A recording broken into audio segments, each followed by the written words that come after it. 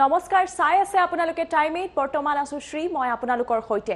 ৰাজ্যত বৰ্তমান প্ৰকৃতিয়ে কাল ৰূপ ধাৰণ কৰিছে কিয়নো নিখাটোৰ ভিতৰতে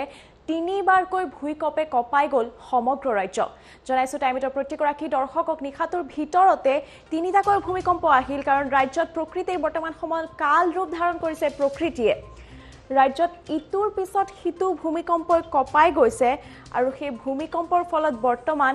সমগ্ৰ ৰাজ্যত প্ৰকৃতিয়ে কাল ৰূপ ধাৰণ কৰা যেন অনুমান কৰিব পৰা গৈছে কিয়নো ইটোৰ পিছত হিতু যি ভূমিকম্প আহিলে ইয়াৰ ফলত নিখাটোৰ ভিতৰতে সমগ্ৰ ৰাজ্যত তিনিটাকৈ ভূমিকম্পই কপাই গল নিখা 11:02 2.6 প্ৰাবল্যৰ ভূমিকম্পৰ এক জোকাৰণি আহে যি ভূমিকম্পৰ অভিকেন্দ্ৰ তেজপুৰ বুলি জানিব পৰা যায় আৰু তাৰ পিছতে 1:10 2.9 প্ৰাবল্যৰ এক ভূমিকম্প আহে যি ভূমিকম্পৰ অভিকেন্দ্ৰ শোণিতপুৰ হয় শোণিতপুৰ বুলি জানিব পৰা যায় আৰু তাৰ পিছত পুনৰবাৰ ভূমিকম্প আহে 12:26 যি ভূমিকম্পৰ অনুভৱ হয় জোকাৰণি আৰু তাৰ প্ৰাবল্য 2.8 প্ৰাবল্যৰ ভূমিকম্প আছিল তাৰ অভিকেন্দ্ৰ উদালগুৰি বুলি জানিব পৰা যায় আৰু তাৰ পিছতে নিখা আকৌ 1:23 পুনৰবাৰ ভূমিকম্প আহে 2.7 প্ৰাবল্যৰ এক ভূমিকম্প আহে যৰ অভিকেন্দ্ৰ মৰিগাঁও বুলি জানিব পৰা যায় ইবাৰৰ পিছত হিপাৰ ভূমিকম্পই ৰাজ্যখনক নিখাটোৰ ভিতৰতে কপাই যায় আৰু সেই কপাই যোৱা ভূমিকম্পৰ ফলত বৰ্তমান এনে যেন অনুভৱ হৈছে যেন সমগ্ৰ ৰাজ্যত বৰ্তমান সময়ত প্ৰকৃতিয়ে কাল ৰূপ ধাৰণ কৰিছে মাত্ৰ কিছুদিন পূৰ্বে অহা ভূমিকম্পই সমগ্ৰ ৰাজ্যত বিভিন্ন অঞ্চলত বিস্তৰ ক্ষতি সাধন কৰিছিল 6.2 6.4 আৰু তাৰ পিছত 4.3 ৰিক্টাৰ স্কেলৰ যি এক প্ৰাবল্যৰ ভূমিকম্প যি আহিছিল সেই ভূমিকম্পৰ ফলত সমগ্ৰ ৰাজ্যত বিভিন্ন অঞ্চলত বিস্তৰ ক্ষতি সাধন হৈছিল আৰু তাৰ পিছতে প্ৰত্যেক দিনাই এনেকুৱা অনুভৱ হৈছে এনেকুৱা দেখিবলৈ পোৱা গৈছে যে ইদিনৰ পিছত হিদিন ইটোৰ পিছত হিতু দিনতে ভূমিকম্পই বাৰে বাৰে কপাই গৈছে সমগ্ৰ ৰাজ্য নিখা 11:02 2.6 প্ৰাবল্যৰ এক ভূমিকম্পই জোকাৰি যায় যাৰ অভিকেন্দ্ৰ হয় তেজপুৰ তাৰ পিছত পুনৰবাৰ 1:10 2.9 প্ৰাবল্যৰ ভূমিকম্পৰ কপাই যায় সমগ্ৰ ৰাজ্যত যৰ অভিকেন্দ্ৰ হয় শোণিতপুৰ তাৰ পিছত পুনৰবাৰ 12:26 অনুভৱ হয় এক ভূমিকম্প যাৰ প্ৰাবল্য 2.8 থাকে আৰু তাৰ অভিকেন্দ্ৰ উদালগুৰি হয় আৰু 1:23 পুনৰ আহে ভূমিকম্প 2.7 প্ৰাবল্যৰ যৰ অভিকেন্দ্ৰ হয় মৰিগাঁও ইটোৰ পিছত হিতু ভূমিকম্পই সমগ্ৰ ৰাজ্য কপাই গৈছে আৰু বৰ্তমান সময় সমগ্ৰ ৰাজ্যবাসী যদিও আতংকিত হৈ আছে বাৰম্বাৰ টাইমেটৰ প্ৰত্যেকগৰাকী দৰ্শকক জনাইছো যে ভূমিকম্প আহিলে বুলি আতংকিত হৈ নাথাকিব ৰাইজ এনে সময়ত আসলতে ভালদৰে চিন্তা চৰ্চা কৰি নিজে কোনো এক ভাল স্থান সুৰক্ষিত স্থানলৈ যোৱাটোহে এক ভাল সিদ্ধান্ত হ'ব কাৰণ ভূমিকম্প অহাৰ সময়ত আতংকিত হৈ যদিহে ৰাইজে ইফালৰ পৰা সিফালে দৌৰা-দৌৰি কৰে তেন্তে হয়তো আপুনি নিজকো আঘাতপ্ৰাপ্ত কৰিব বা অইন ব্যক্তিকো আঘাতপ্ৰাপ্ত কৰাৰ কোনো ধৰণৰ আশংকা থাকে কিন্তু তেনে নকৰি ধীৰে সুস্থিৰে যদি ভূমিকম্প অহাৰ সময়ত সন্মুখত কোনো খালি ঠাই বা পথাৰ যদিহে থাকে তালৈ গুচি যায় আৰু যদিহে আপুনি অট্টালিকা কোনো বিল্ডিঙত থাকে তেন্তে আপুনি বিমৰ তলত আশ্ৰয় লোৱাটোৱে সকলোতকৈ বুদ্ধিয়কৰ এক সিদ্ধান্ত হ'ব কিয়নো ভূমিকম্প অহাৰ সময়ত তেনে ধৰণৰ কাম কৰিলেহে এজনে নিজে নিজকে তাৰ পৰা ৰক্ষা কৰিব পৰা যায় কিন্তু আতংকিত হৈ যদি আপুনি ষ্টেয়াৰকেছ অৰ্থাৎ চিৰি ব্যৱহাৰ কৰে অথবা লিফ্ট বা এলিভেটৰ ব্যৱহাৰ কৰে তেন্তে ইয়াৰ ফলত আপুনি নিজকো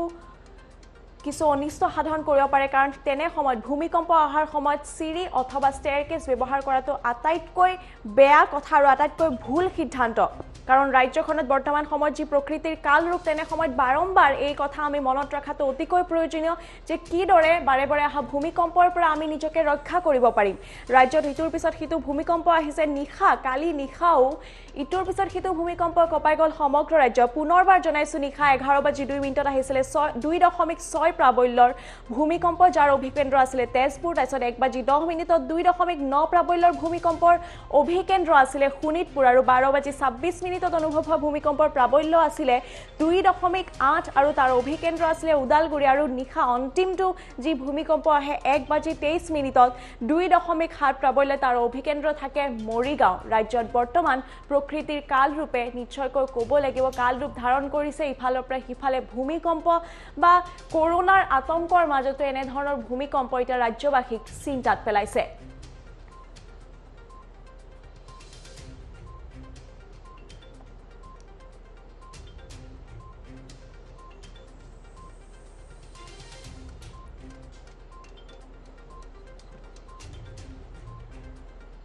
ৰাজ্যত বৰ্তমান সময়ত যি পৰিস্থিতি সেই পৰিস্থিতি অতিকৈ ভয়াবহ কাৰণ এফালে কৰোনাৰ আতংক আৰু তাৰ ওপৰত আকৌ প্ৰকৃতিয়ে কাল ৰূপ ধাৰণ কৰিছে ৰাজ্যত বৰ্তমান ৰাজ্যবাসী নিশ্চয়কৈ ক'ব লাগিব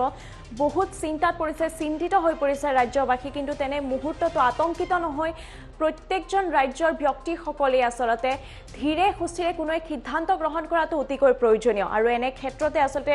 কিছুদিন পূৰ্বে আহা যি ভূমিকম্প আছিল যি ভূমিকম্পৰ ফলত সমগ্ৰ ৰাজ্য কঁপাই গৈছিলে আৰু তাৰ ফলত 6.2 6.4 আৰু 4.3 ৰিক্টাৰ স্কেলৰ যি ভূমিকম্পৰ প্ৰাবল্য আছে সেই প্ৰাবল্যৰ ফলত যে ভয়ংকৰ কঁপনি অনুভৱ হৈছিল সমগ্ৰ ৰাজ্যতে তাৰ পিছত ইটোৰ পিছত সিটো ভূমিকম্প বাৰে বাৰে আহিয়া আছে ৰাজ্যত আৰু কালিৰ নিখাতুৰ ভিতৰতো চাৰিবাৰকৈ ভূমিকম্প আহিল আৰু চাৰিবাৰকৈ ভূমিকম্পই কঁপাই গ'ল সমগ্ৰ ৰাজ্যক 11:02 আহিছিলে প্ৰথমটো ভূমিকম্প যাৰ প্ৰাবল্য আছিল 2.7 আৰু তাৰ যি অভিকেন্দ্ৰ সেই অভিকেন্দ্ৰ আছিল তেজপুৰ আৰু তাৰ পিছতে আকৌ 1:10 2.9 প্ৰাবল্যৰ শোণিতপুৰ আছিল অভিকেন্দ্ৰ 12:26 অহা ভূমিকম্পৰ 2.8 প্ৰাবল্য তাৰ আছিল অভিকেন্দ্ৰ উদালগুৰি আৰু অন্তিমটো যি ভূমিকম্প আহে নিখা সেয়া আছিল 1:23 2.7 প্ৰাবল্য যাৰ অভিকেন্দ্ৰ আছিল মৰিগাঁও ইটোৰ পিছত সিটো ভূমিকম্পই মাত্ৰ এটা নিখাৰ ভিতৰতে কঁপাই গৈছে সমগ্ৰ ৰাজ্যখন আৰু এই ভূমিকম্পৰ বৰ্তমান সময় নিশ্চয়কৈ ক'ব লাগিব যে ৰাজ্যৰ প্ৰত্যেকগৰাকী ব্যক্তিকে চিন্তাত পেলাইছে কিন্তু সেই বুলিয়ে আতংকিত হ'ব নালাগে ৰাইজ আৰু এই মুহূৰ্তত যি এক সংকটত পৰিছে সমগ্ৰ ৰাজ্য তেনে মুহূৰ্তত ইজনে সিজনৰ সহায় কৰি ভূমিকম্প হওক বা কোভিডৰ যি বৰ্তমান পৰিস্থিতি হওক তাৰ পৰা ওলাই অহাটো অতিকৈ প্ৰয়োজনীয় কাৰণ আহিবলগীয়া সময়ত ভূমিকম্প আহিব নে নাহে সেই বিষয়ে কোনেও ক'ব নোৱাৰে সেই বিষয়ে কোনেও আজিলৈ ক'ব পৰা নাই কিন্তু আমি নিজকে সুৰক্ষিত কৰি ৰখাটো অতিকৈ প্ৰয়োজনীয়